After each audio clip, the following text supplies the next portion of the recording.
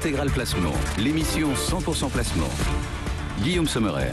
Et tout de suite, comme chaque jour à cette heure-ci, il est 12h07, on répond à vos questions, toutes vos questions sur votre argent, vos nombreuses questions que vous nous envoyez chaque jour sur notre site. Continuez, hein. Bien sûr, on vous répond chaque jour. Notre site bfmbusiness.com si vous voulez donc nous interroger et entendre nos réponses à vos préoccupations. Aujourd'hui, les réponses de Gilles Petit, qui est resté avec nous, rédacteur en chef de Gestion de Fortune. Gilles, on va commencer avec une question de Julie, qui nous écrit de Cannes. Julie vient de percevoir un héritage. Elle se demande où placer l'argent hors livret.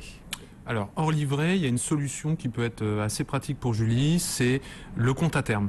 Alors, le compte à terme, c'est quoi? C'est un contrat que vous allez passer avec votre banquier pour placer une certaine somme d'argent sur une certaine durée à un certain taux. Donc, je vous cache pas que plus la somme est importante, plus le taux que vous pouvez espérer avoir sera intéressant. Ce qu'il faut savoir, c'est que le principe du compte à terme, c'est donc de bloquer l'argent sur une certaine durée. Donc, ça peut être 3 mois, 6 mois, 1 an, 2 ans, 3 ans. Enfin, c'est vraiment au tout venant. Donc, Julie, si vous n'avez pas besoin de cet argent dans l'immédiat, un compte à terme, ça pourrait être une bonne solution. Ce qu'il faut savoir, hein, c'est qu'il ne faut pas s'y engager tête baissée comme ça. Le compte à terme, si jamais vous aviez besoin de le casser avant l'échéance, en fait, le rendement qui vous est promis à l'origine ne vous sera pas versé, il sera minoré par des pénalités. D'accord. La fiscalité est intéressante sur les comptes. La fiscalité, en fait, il y a deux possibilités. Soit c'est le prélèvement forfaitaire libératoire majoré des prélèvements sociaux, soit si votre taux marginal d'imposition est plus bas, l'impôt sur le revenu, tout simplement. Voilà. Une autre question de Marc. Je profite de cette fin d'année pour faire le tour de mes placements en épargne salariale. Et je me rends compte que celle-ci est plutôt mal gérée puisque ses performances sont bien en deçà de celles des principaux indices boursiers européens. Quelle est la raison d'une telle contre-performance et comment y remédier? Son épargne salariale le déçoit manifestement. Alors Marc, je partage votre souci et je fais partie des 12 millions de personnes qui ont une épargne salariale qui ne rapporte rien. Que vous dire? Simplement que l'épargne salariale, pourquoi ça ne rapporte pas grand-chose? Pour plusieurs raisons. La première, c'est que les fonds qui gèrent cette épargne-là sont souvent des fonds très importants, donc très gros. Quand vous êtes sur un fonds action qui fait 12 milliards, c'est un petit peu compliqué d'aller chercher des opportunités sur des petites valeurs ou des petits segments de la cote. Ça, c'est pour le côté action. Dans l'épargne salariale, il y a aussi de l'obligation. Généralement, les gérants vont pas s'embêter à essayer de faire trop de performances. Ils vont prendre un fonds qui sera géré ni plus mal ni mieux que les autres, mais vous aurez une performance moyenne, on va dire, par rapport au marché. Donc oui, je partage votre inquiétude là-dessus. Qu'est-ce qu'on peut dire d'autre sur l'épargne salariale? C'est finalement que le véritable problème de l'épargne salariale, c'est que pour l'instant, ça ne rapporte rien effectivement aux porteurs, mais aussi aux sociétés de gestion. C'est-à-dire que c'est très coûteux à mettre en place en moyens d'information et en moyens humains. C'est aussi pour ça que finalement, dans les sociétés de gestion, c'est pas forcément la priorité. C'est quelque chose qui n'est pas rentable pour les sociétés de gestion aujourd'hui ou très peu rentable. Comment redonner du tonus à cette... Alors comment on peut redonner du tonus? Aujourd'hui, il y a effectivement certains fonds qui sont éligibles à l'épargne salariale et qui sont gérés par des sociétés de gestion, on va dire, qui ne sont pas forcément issus d'une grande banque de réseau, pour pas les citer. Comment on fait, comment on procède? Il faut s'adresser dans votre entreprise. Souvent, c'est du ressort des représentants du personnel, tout simplement. C'est eux qui vont mettre en branle la machine pour changer les fonds qui constituent votre épargne salariale. Pour faire soi-même les recherches, trouver les bons fonds et en alerter les représentants. Voilà, sachant que l'épargne salariale, malheureusement, aujourd'hui, n'est pas quelque chose de très rentable et que finalement, l'argent que vous allez mettre dessus, il faut vous dire que l'abondement que vous versera votre employeur permettra de lisser la sous-performance du fonds. Voilà, ça vous permet quand même, parce que l'épargne salariale a un avantage, c'est quand même qu'on ne paye que la CSG et le CRDS, enfin la CRDS. Donc ça peut être intéressant fiscalement si on la garde 5 ans. Donc voilà, il faut raisonner comme ça, essayer de trouver les meilleurs fonds et se dire que l'abondement, ça permet de lisser les coûts supplémentaires. Voilà la réponse pour Marc sur son épargne salariale. Une question de Marie, question sur l'immobilier. Avec la baisse des taux d'intérêt, je souhaiterais renégocier mon prêt immobilier, mais j'ignore comment faire. Dois-je simplement aller voir mon banquier? Alors, c'est Marie, c'est ça, Marie, non, Marie, non, il faut pas aller voir votre banquier parce que votre banquier a aucun intérêt à ce que vous renégociez votre emprunt immobilier. En fait, quand on parle de renégociation de prêt immobilier, on suggère derrière le rachat de ce prêt immobilier. Donc ça veut dire quoi? Ça veut dire que vous allez aller voir un autre banquier ou un courtier qui va vous proposer un taux plus intéressant que ce que vous avez aujourd'hui sur votre emprunt immobilier. Ce taux vous permettra donc d'une part de racheter, vous allez racheter votre ancien emprunt auprès de votre banquier traditionnel, et puis vous allez refaire un emprunt immobilier derrière. Donc, avec des frais de gestion quand même. Avec des frais de gestion. Donc c'est pour ça que finalement l'opération est intéressante si vous avez une différence de taux qui est au minimum de 0,80 points par rapport à votre emprunt initial. D'accord. Donc ça c'est vraiment à vérifier. Hein. C'est pas forcément intéressant pour tout le monde. À cause de ces frais de gestion. Donc. Absolument. Donc, voilà. Ça c'est un chiffre bon à savoir. 0,80. Minimum 0,80. Minimum. Hein. Voilà. Réponse pour Marie qui nous écrivait depuis Nantes. Une autre question de Jacques depuis Saint-Brieuc. On reste dans la Grande-Bretagne là. Enfin la Grande-Bretagne. La Bretagne. Pour 2013, j'hésite entre un fonds à formule et un fonds obligataire daté. Lequel me conseillez-vous? Alors, le fonds à formule, c'est un fonds qui est assez vieux, hein, qui a son origine à la fin des années 90 et au début des années 2000. Le principe, c'est quoi? On investit dans un panier d'actions en général qui vous permet de récupérer un certain rendement à l'échéance en fonction d'une formule. Si le CAC 40 gagne 10%, ne perd pas 20%, bon, des choses comme ça. C'est un produit qui est un petit peu vieux et qui a pour lui le désavantage et l'inconvénient de sa formule. Ouais. C'est-à-dire que vous investissez dans un produit comme ça, mais si la formule ne marche pas, vous ne serez pas gagnant. Donc pour répondre simplement à la question, plutôt un fonds obligataire daté qui lui promet un rendement aussi à l'échéance, qui investit dans des obligations de société généralement cotées. Avec une petite indication, il faut investir dans un fonds obligataire daté au départ. Si vous voulez avoir le rendement à l'échéance qui est promis pour l'échéance, il faut y investir au jour J+1 et pas 2 ans après le lancement du fonds, parce que là, vous n'aurez pas le rendement promis. Ah oui, donc il faut anticiper le lancement du fonds à la limite. Il faut anticiper, mais il y en a beaucoup qui se lancent et qui continuent de se lancer aujourd'hui, donc ça, c'est pas un problème. Hein. Il trouvera sans problème. Quand on est engagé comme ça dans un fonds obligataire daté ou un fonds à formule, on peut se retirer quand on veut. Non, on sort pas comme on veut. Non. C'est dans un fonds à formule ou dans un fonds obligataire daté, on doit rester jusqu'à l'échéance. D'accord. Donc c'est généralement des périodes qui vont entre 3, en général c'est 5 ans. Eh bien voilà les réponses de Gilles Petit. Restez avec nous Gilles, on va continuer de répondre à d'autres questions dans un instant. Mais d'abord, tout de suite, l'essentiel de l'info sur BFM Business avec Sophie Tussaud. Bonjour Sophie. Bonjour Guillaume, bonjour à tous. La visite surprise de François Hollande ce matin au marché international de Rungis. Le président est allé à la rencontre des Français et des entreprises mobilisées pendant cette période de fête. Un déplacement quelques heures avant la publication des chiffres du chômage de novembre. Il devrait être en hausse pour le 19e mois consécutif.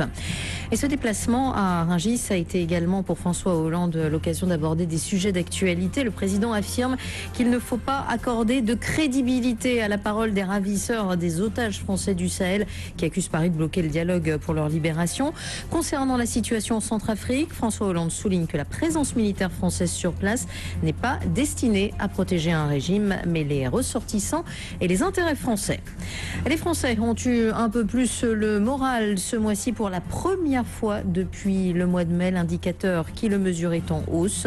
Il a gagné 2 points par rapport à novembre pour s'établir à 86 points. Merci Sophie, on vous retrouve dans 10 bonnes minutes. À tout à l'heure. À tout à l'heure pour un prochain point sur l'essentiel de l'info. Un mot aussi du CAC 40 à 12h16, tout rond.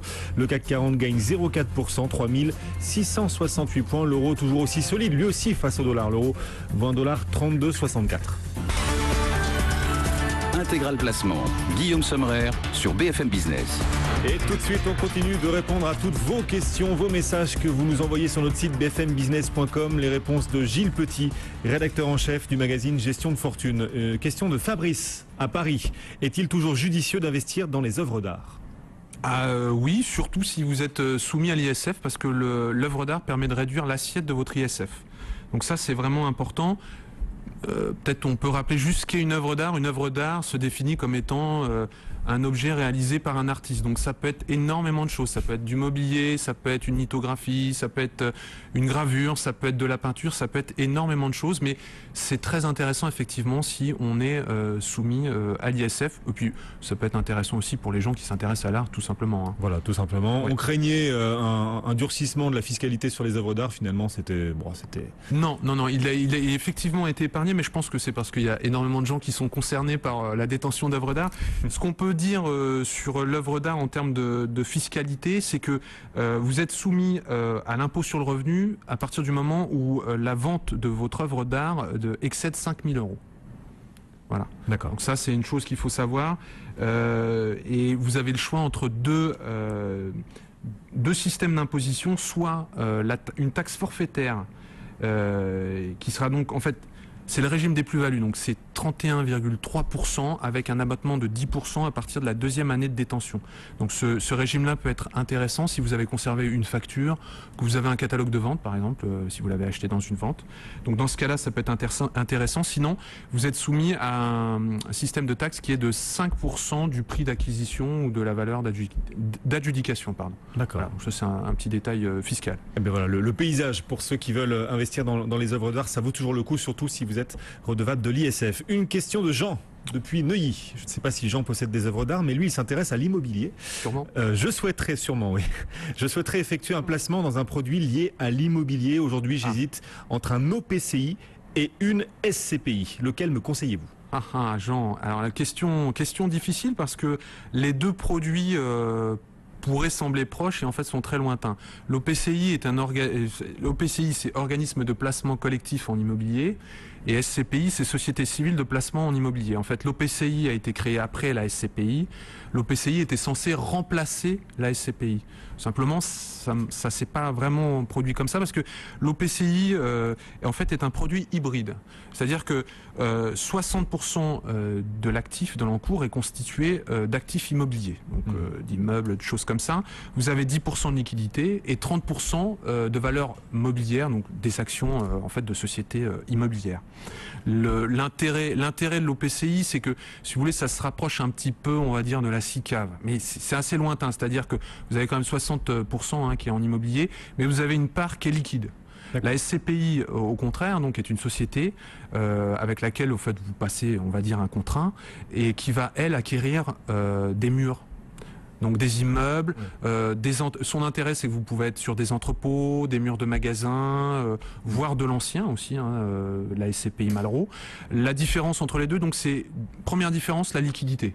C'est-à-dire que l'OPCI, avec ses valeurs, ses actions en immobilier, pourra vous assurer une liquidité. Le rendement par contre de l'OPCI n'est pas fantastique, on est à 5% brut, c'est un placement entre 5 et 10 ans. C'est un produit qui a du mal à trouver son public. La SCPI par contre est plutôt sur des rendements de 5%, des rendements moyens de 5%, donc plus intéressant. Mais là c'est une détention pour 10 ans. C'est un investissement vraiment de très long terme. Vous investissez donc dans cette SCPI, dans cette société qui va acquérir des murs de magasins. Elle va vous verser des loyers chaque année. Voilà. D'accord. L'intéressant, ce sont les SCPI investis dans l'immobilier de commerce, pas dans l'immobilier. Alors, en fait, pas dans les logements, c'est moins rentable. Oui, c'est moins rentable, mais ce qui est intéressant dans une SCPI, si vous devez investir dans une SCPI, c'est surtout la diversité de ses actifs. Il faut vérifier que cette SCPI n'est pas uniquement investie en Île-de-France, par exemple, mais à travers toute la France, qu'elle n'est pas uniquement investie sur un seul secteur d'activité, mais sur plusieurs, puisque les cycles dans l'immobilier ne sont pas les mêmes entre les murs des commerces et les logements, voire les bureaux, les immeubles de bureaux. Donc ça, c'est des choses qu'il faut vérifier. La liquidité, puisque j'en parlais pour le PCI, la liquidité sur une SCPI, jusqu'à présent, était un peu difficile. Elle tend à s'améliorer. Il y a un marché secondaire qui se développe. Simplement, il faut quand même savoir que généralement les gens qui sont sur une SCPI qui marche n'en sortent pas. Donc quand vous trouvez des parts sur le marché secondaire, c'est plutôt des parts à la vente, des gens qui veulent sortir parce que la SCPI ne fonctionne pas bien. D'accord, donc se méfier peut-être. Oui, il faut se méfier, il faut regarder. Ouais, exactement. Voilà les conseils de Gilles Petit et les réponses à toutes vos questions. Gilles Petit, rédacteur en chef du magazine Gestion de Fortune. Un grand merci Gilles.